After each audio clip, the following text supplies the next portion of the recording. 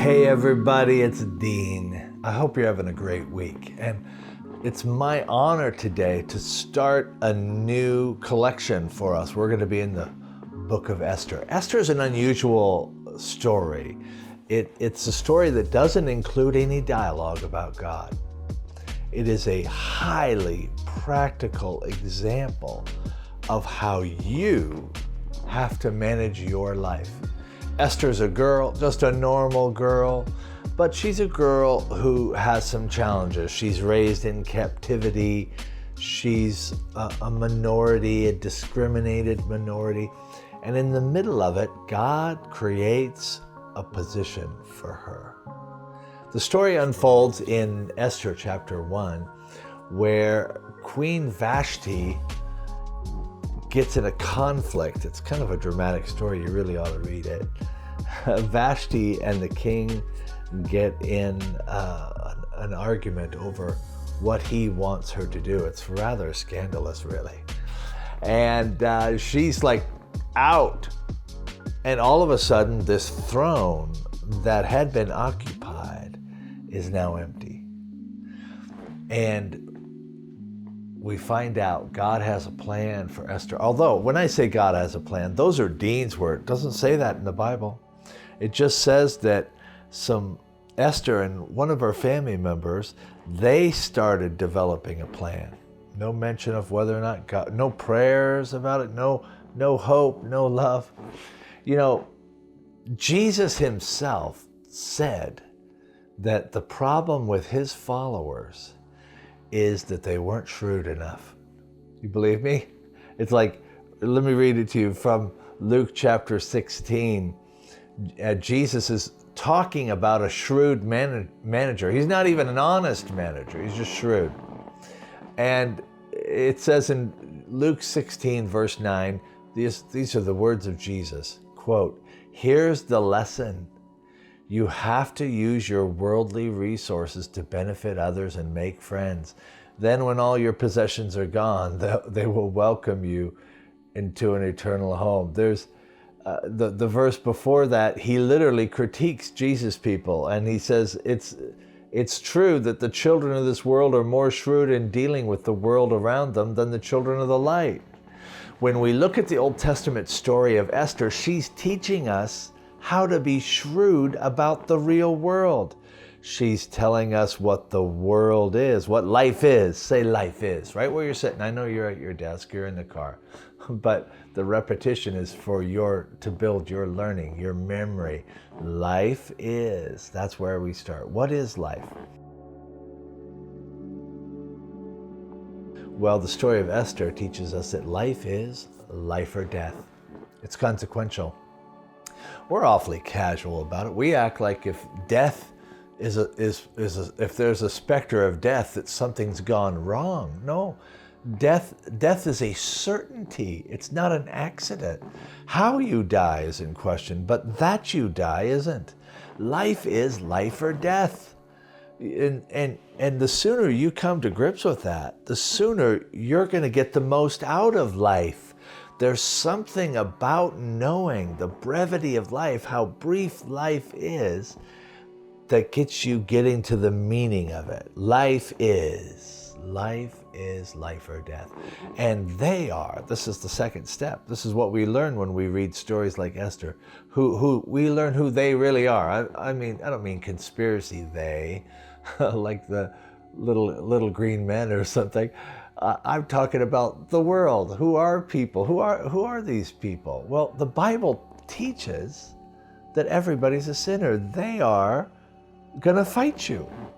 Life is life or death. They are going to fight you. So when you say, well, we're gonna get married and we're gonna do it different, I'm sure you're gonna do it different. You know what I know for sure though? You're gonna fight. You're going to fight. You're going to fight your teenage kids. Well, we're going to raise our kids different and I'm going to be a better parent. Wonderful. They are going to fight you. I'm going to have a different career and I'm going to do this and I'm going to do it ethically. Wonderful. They are going to fight you. I'm going to be sober and I'm not going to have any more drink. Wonderful. They are going to fight you. Life is life or death. They are going to fight you. But hold on, right in the middle. It's it's someone. Someone is vacating a position for you.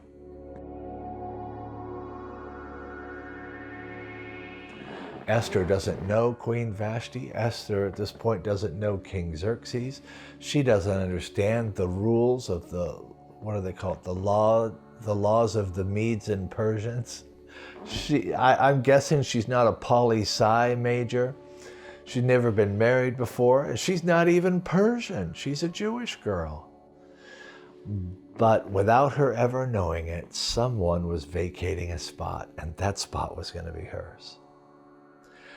Someone was vacating a spot because of the first two truths, that life is life or death, that they are out to get you. They fought Vashti, and now they're going to fight Esther. But don't settle. This is the next thing. We are on the move. We are not settling. Unfortunately, a lot of times, it's more like we are settling. But that's not who we are, Jesus people. We are called to be on the move. We're taught life is precious.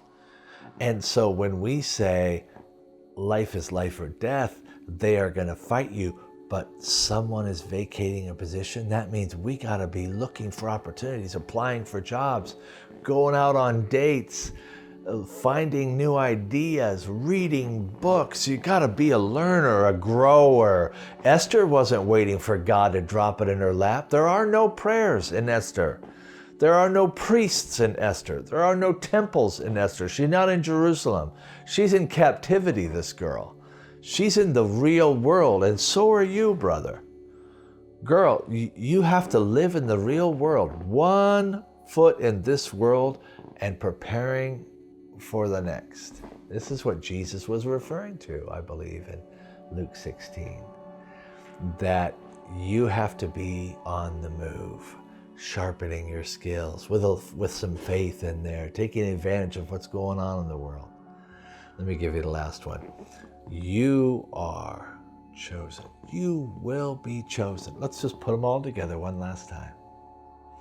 Life is life or death. They will fight you, but someone's vacating a position. So we are on the move, because when we get on the move, you will be chosen.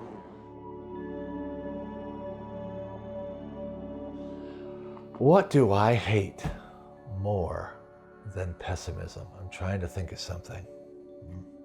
Poverty, maybe? Pessimism is a pill that you force down your own throat.